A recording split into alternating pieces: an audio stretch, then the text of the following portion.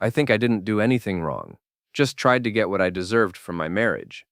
But when he handed me the thick envelope and said the court would be in touch, I realized my little test had turned into a nightmare I couldn't control.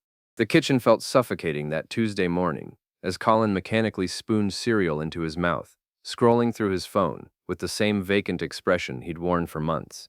Our 8-year-old daughter Jenna sat between us, her backpack already packed, sensing the tension that had become our family's new normal.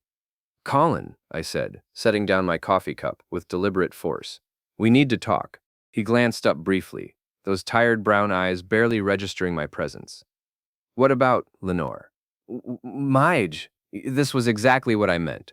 No passion, no fire, just polite indifference. After 11 years of marriage, I'd become furniture to him. At 33, I still turned heads at the insurance office where I worked as a claims adjuster. Men noticed me. Caden Holt certainly had. About us. About what's missing. I kept my voice low, aware of Jenna's presence. "When's the last time you really looked at me? Really wanted me?" Colin's jaw tightened slightly. "Len, can we not do this now? I have a project review at 9. There's always something, isn't there? I pushed back from the table. Work, your mother, your sister Angela calling with some crisis. Everyone gets your attention except your wife. Jenna's spoon clinked against her bowl. "Mommy, are you mad at Daddy?" "No, sweetheart," I said, forcing a smile. "Mommy and Daddy are just talking," but Colin was already standing, grabbing his laptop bag. "I'll pick up Jenna after school. I should be done by 3. "Actually," I said, the words tumbling out before I could stop them, "maybe you should think about what it really means to love someone. If you loved me, really loved me, you'd want to share me. You'd want other people to see what you have." The silence that followed was deafening. Colin's hand froze on the doorknob, and even Jenna stopped eating. I felt my heart hammering as the words hung in the air, but I couldn't take them back. Wouldn't take them back. When Colin finally turned around, his face was unreadable. "Share you?" "I'm just saying," I continued, my voice gaining strength. "Maybe if you paid attention to what I need instead of taking me for granted, we wouldn't be having this conversation." He stared at me for a long moment, then kissed Jenna's forehead. "Have a good day at school, princess. Daddy loves you." After he left, I called my mother. "Rita Elwood," she answered briskly. "Mom, it's me. I think I'm done with this marriage." "Oh, honey." Her voice immediately softened. "What did Colin do now?" I explained the morning's conversation, painting Colin as the distant, cold husband who'd let our marriage wither. Mom listened with the appropriate murmurs of sympathy. "You know what I think?" she said finally. "You need to do what makes you happy. Life's too short to waste on someone who doesn't appreciate you. You're beautiful, successful, and you deserve more." Her validation felt like a warm hug. This was exactly why I'd called her instead of my father. Martin would have just lectured me about commitment and working things out. That evening, Colin came home with Jenna and immediately disappeared into his study. No questions about my day, no attempt to continue our morning conversation, just more of the same indifference. I found myself staring at my phone, Caden's contact information glowing on the screen. He was 29, charming, and had been making increasingly obvious overtures at work. Last week, he'd complimented my dress and suggested we grab drinks sometime to discuss that Henderson case. My fingers hovered over the keyboard. This was just a test, really. If Colin cared at all, he'd notice the change in me. He'd fight for what was his. "Are you free tonight?" I typed, my heart racing. The response came quickly. "For you, always. Meet me at Murphy's Bar on 5th Street, 8 p.m. I was about to put the phone away when I noticed Colin standing in the kitchen doorway, his eyes fixed on the bright screen in my hands. Our gazes met for a split second before he turned and walked upstairs without a word. A chill ran down my spine, but I pushed it aside. If he'd seen something, he would have said something. Colin had never been one for confrontation. Murphy's Bar buzzed with after-work energy, and Caden looked even better than usual, in his navy button-down, sleeves rolled up to reveal muscular forearms. He stood when I approached, that easy smile spreading across his face. "Lenore, you look incredible." I'd chosen my outfit carefully, a black wrap dress that hugged my curves, paired with heels that made my legs look endless. The appreciative looks from other men, as I'd walked in, had been intoxicating. "Thank you," I said, sliding into the booth across from him. "I needed this." "Rough day?" "Rough marriage," I replied, accepting the wine he'd already ordered. "But let's not talk about that." We didn't talk about Colin. Instead, Caden regaled me with stories from his weekend hiking trip, asked about my work on the Morrison claim, and made me laugh in ways I'd forgotten were possible. When his hand brushed mine, reaching for the check, I didn't pull away. "We should do this again," he said, as we stood to leave. "I'd like that." The drive home felt surreal. I'd crossed a line, not physically, but emotionally. The guilt I'd expected was nowhere to be found, replaced instead by a thrilling sense of possibility. Colin was already in bed when I slipped into our room, claiming I'd been working late on a difficult case. He mumbled something that might have been acknowledgement and rolled over. Over the next few weeks, the pattern established itself. Caden and I would find excuses to work together, our conversations growing more intimate. He'd text me throughout the day, funny observations, compliments, questions about my evening plans. I became an expert at deleting messages and clearing browser histories. "You seem different lately," my colleague Sarah mentioned one afternoon. "Happier." "Just feeling more like myself," I replied, which was true. Around Caden, I felt vibrant, desirable, alive. At home, Colin grew more distant. He started working late himself, often not coming to bed until after I was asleep. When his sister Angela called during dinner one evening, I couldn't help but notice how animated he became. "Everything okay with Colin?" Angela asked, and I realized he'd put the call on speaker. "Everything's fine," I interjected, "just busy with work." Angela's tone was skeptical. "Well, if you need anything, you know we're here." After he hung up, I confronted him. "What exactly did you tell your sister?" "Nothing." Colin's response was flat. "She's just worried about Jenna, says she's been clingy at school." "Jenna's fine." "Is she? When's the last time you helped with her homework, or asked about her day?" The accusation stung because it held a grain of truth. I'd been distracted lately, my mind often wandering to Caden's texts or our next meeting. "I work full-time too, Colin. Don't act like childcare is only my responsibility." He studied my face with an intensity that made me uncomfortable. "You're right. We both have responsibilities." That night, I found him in his study again, but this time the door was locked. When I knocked, he called out that he was on a work call and would be out soon. But I could hear typing, not talking. My phone buzzed with a text from Caden. "Missing you tonight. When can we have dinner again?" I glanced toward the study door, then typed back. "Soon. Very soon." The next morning, I discovered Colin had been in the study until nearly 3 a.m. When I tried to use his computer to print Jenna's permission slip, I found a password-protected file labeled LV scheduled tracking.c. My blood ran cold. LV, Lenore Vestris. But what could he possibly be tracking? I tried several passwords, our anniversary, Jenna's birthday, his mother's maiden name, but nothing worked. When I heard his shower turn off upstairs, I quickly closed the laptop and grabbed my purse. "I'm taking Jenna to school," I called out, my voice hopefully sounding normal. "Okay," came his muffled reply. "Have a good day." But as I backed out of the driveway, I caught sight of him in the bedroom window, phone pressed to his ear, watching me leave. The birthday party for Colin's friend Marcus should have been a pleasant distraction, but the tension between us had become impossible to hide. I'd spent extra time on my appearance, a red dress that showed just enough skin, professional makeup, hair in loose waves that Caden had once said made me look like a movie star. Colin wore khakis and a polo shirt. He always wore khakis and polo shirts. "Lenore!" Marcus's wife Jennifer embraced me warmly. "You look amazing. How are things?" "Oh, you know," I said with a laugh, accepting a glass of wine. "Same old routine. Work, home, trying to keep things interesting." Colin had already gravitated toward the men clustered around the television, discussing some sports trade with the enthusiasm he never showed for our conversations. I found myself holding court with the wives, the wine loosening my tongue. "Men," I said, gesturing toward the TV crowd. "They get so comfortable, don't they? Sometimes I think Colin wouldn't notice if I disappeared for a week." "Oh, I'm sure that's not true," Jennifer said, but her smile seemed forced. "Is it, though?" I took another sip of wine. I mean, if he really loved me, wouldn't he want to show me off? Want other people to see what he has? Instead, I feel invisible. Sharon, Colin's mother, appeared at my elbow, as if materialized from thin air. At 63, she still commanded attention with her silver hair and sharp blue eyes. "Lenore, dear," she said, her voice honey-sweet with an underlying edge. "Perhaps we could have a word." Before I could respond, she'd guided me away from the group, her grip surprisingly firm on my arm. "I don't know what game you're playing," she said quietly. But it stops now. I'm sorry? Colin is a good man, a faithful husband and devoted father. If you can't see that, perhaps the problem isn't with him. Heat flooded my cheeks. Sharon, I think you're overstepping. Am I? Because, from where I'm standing, it looks like you're trying to justify something unconscionable. Her eyes bored into mine.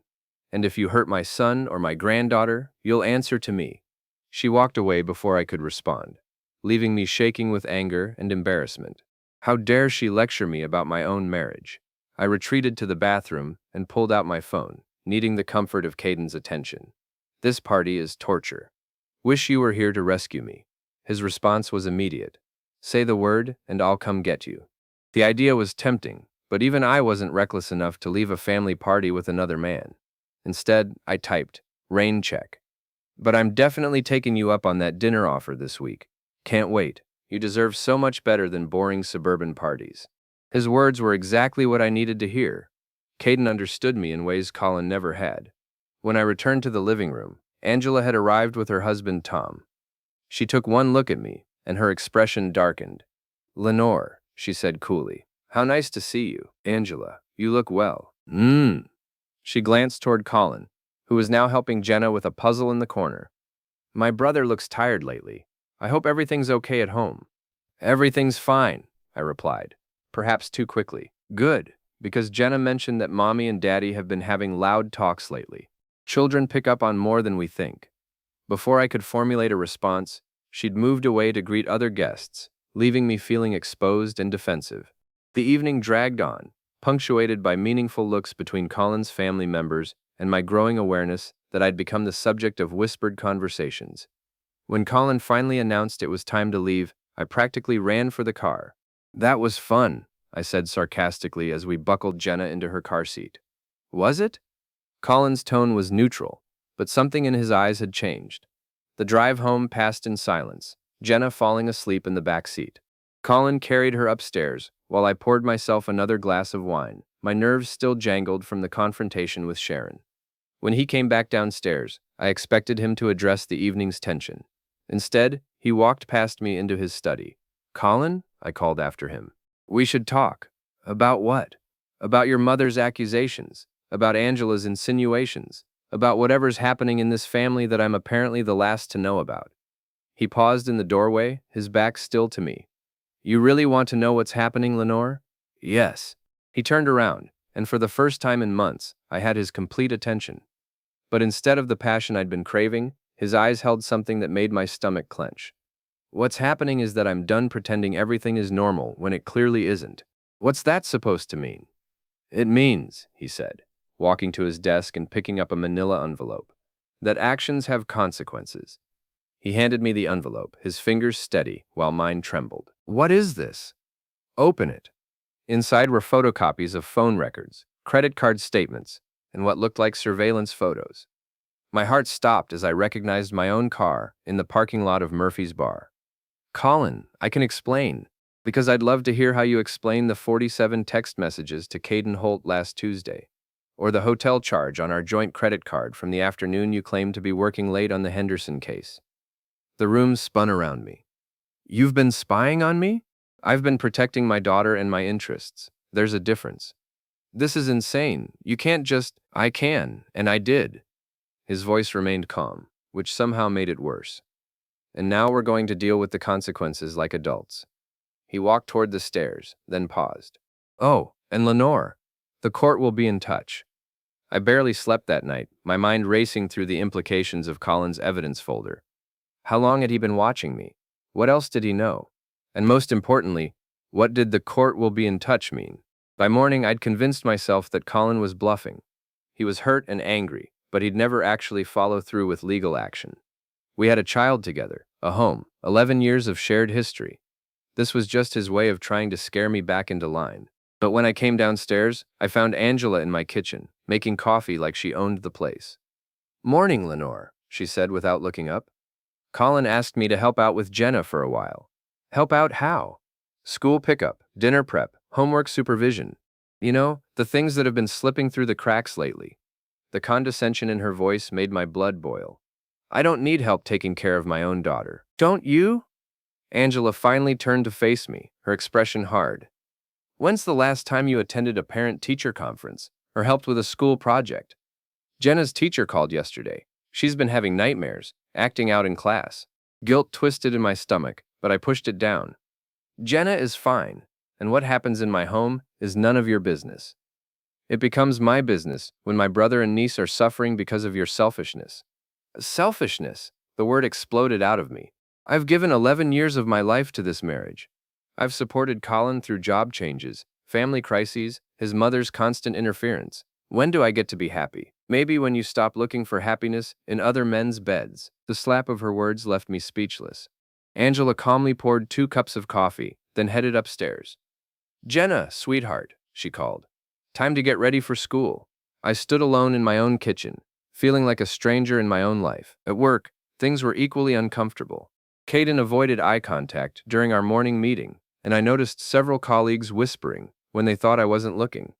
When I finally cornered him by the copy machine, his usual charm was nowhere to be found. We need to talk, I said quietly. Look, Lenore, he said, glancing around nervously.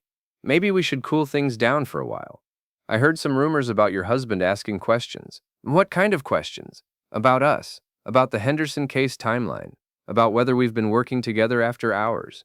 He ran a hand through his hair. I can't afford any drama right now. I'm up for a promotion. The betrayal cut deep. When things got difficult, Caden was abandoning me just like everyone else. So that's it. You're just going to pretend nothing happened between us? Nothing did happen, he said firmly. We had a few drinks, talked about work. That's all anyone can prove. But as he walked away, I realized that Colin might have more proof than Caden knew about. That evening, I tried a different approach with Colin. I cooked his favorite dinner, opened a bottle of wine, and sent Jenna to her room early to watch a movie. This is nice, I said as we sat across from each other at the dining room table. We should do this more often. Colin ate methodically, his attention focused on his plate. Should we? Colin, about last night. I know you're upset, but we can work through this. We're a family. Are we? Of course we are. Yes, I made some mistakes. I was lonely, felt neglected. But that doesn't mean our marriage is over. He finally looked up, and I was startled by the complete absence of warmth in his eyes.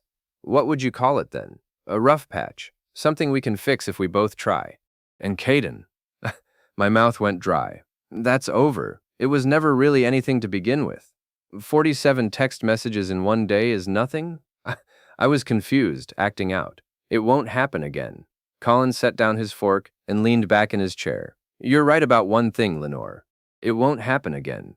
Good. Then we can move past this. No, we can't. Because this isn't about Caden. This is about who you've become. Or maybe who you always were, and I was just too blind to see it. Panic began to claw at my chest. What are you saying? I'm saying that I'm done. Done pretending that your happiness is more important than our daughter's stability. Done enabling your selfishness by staying quiet and hoping things will change. You can't just decide our marriage is over. Actually, I can, and I have. He stood up, leaving his dinner half finished. Angela will be staying in the guest room for the next few weeks. She'll handle Jenna's routine while we sort out the legal details. Legal details, custody arrangements, asset division, spousal support. He said the words like items on a grocery list. My attorney will be in touch with yours once you retain counsel. Colin, please. But he was already walking away, leaving me alone with the ruins of the family dinner I'd thought would save us. The next morning, I received a formal letter at work. The return address showed the law offices of Mitchell, Brennan, and Associates. My hands shook as I tore open the envelope. Notice of intent to file for dissolution of marriage. The words blurred together as I read the legal language, but the meaning was clear. Colin wasn't bluffing. He was actually going to divorce me, and according to the letter, he was seeking primary custody of Jenna. The law offices of Mitchell, Brennan, and Associates occupied the entire 15th floor of a downtown high-rise, all mahogany and leather that screamed expensive. I'd hired Patricia Vance based on her reputation for aggressive representation. But sitting across from Colin and his attorney, I felt woefully unprepared. Colin looked different. Pressed shirt, confident posture, the defeated slouch I'd grown accustomed to, nowhere in evidence. His attorney, David Mitchell, was a silver-haired man, with kind eyes that I suspected masked a razor-sharp legal mind. Thank you all for coming, Mitchell began. I'd hoped we could reach an amicable settlement without involving the courts. But that will depend on everyone's willingness to be reasonable. Reasonable? I couldn't help myself. Is it reasonable to spy on your wife? To threaten to take away her child? Mrs. Vestris, Patricia warned quietly. Let me handle this. But Mitchell was already responding, his tone measured and professional. Mrs. Vestris, no one is threatening anything. We're simply presenting evidence of behavior that impacts the welfare of a minor child. What evidence? Patricia asked. Mitchell opened a thick folder and began laying out documents with methodical precision. Phone records showing hundreds of texts between Caden and me. Credit card statements highlighting charges at restaurants and hotels during times I'd claimed to be working. GPS data from my phone showing visits to Caden's apartment building. But the photographs were what made my blood run cold. These were taken by a private investigator over the past 6 weeks, Mitchell explained. Sliding glossy prints across the table. Mrs. Vestris entering and leaving Mr. Holt's residence on multiple occasions, including a 4-hour visit last Tuesday afternoon. I stared at the images in horror. There I was, clear as day, walking up to Caden's apartment building, leaving at nearly 10 p.m., with my hair messed and my lipstick gone. This is harassment, I managed to say. You had me followed. We documented Mrs. Vestris's activities as they related to the welfare of the minor child, Mitchell corrected, including this time-stamped photo of Mrs. Vestris's vehicle in Mr. Holt's parking lot during the time she was supposed to be picking up Jenna from school. My stomach dropped. I remembered that day. I'd been so caught up with Caden that I'd completely forgotten about school pickup. Angela had called, frantic, asking where I was because the school couldn't reach me. That was one time, I said weakly. Actually, Mitchell continued, consulting his notes, our investigation found 7 instances where Mrs. Vestris was unreachable during designated childcare responsibilities. 3 missed parent-teacher conferences, 2 forgotten school events, and multiple occasions where Jenna was left with neighbors or family members without prior arrangement. Patricia was furiously taking notes, but I could see the defeat in her posture. The evidence was overwhelming and damning. Furthermore, Mitchell said, we have testimony from multiple witnesses regarding Mrs. Vestris's public statements about her marriage and her availability. What witnesses? Family members, friends, co-workers, people who heard Mrs. Vestris disparage her husband publicly and discuss her extramarital relationship openly. I thought about the party, my conversations with Sarah at work, the things I'd said to my mother. How many people had been listening? How many had reported back to Colin? This is a witch hunt, I said, desperation creeping into my voice. Colin is trying to destroy me because his ego can't handle that I found someone who actually appreciates me. For the first time since we'd sat down, Colin spoke. Lenore, this isn't about my ego. This is about protecting our daughter from the chaos you've created. I never did anything to hurt Jenna. Didn't you? His voice was quiet but firm. When you forgot to pick her up from school because you were with him? When you missed her school play because you were texting him? When you left her with strangers so you could meet him for drinks? Each accusation hit like a physical blow, because they were all true. Jenna has been having nightmares, Colin continued. She's been acting out at school, asking her teacher if mommy and daddy are getting divorced. She's 8 years old, and she's already learned that she can't count on you to be there when she needs you. Tears burned my eyes, but I fought them back. That's not fair, isn't it? When's the last time you read her a bedtime story, helped with homework, asked about her day without being distracted by your phone? I couldn't answer because I couldn't remember. Mitchell cleared his throat gently. Mr.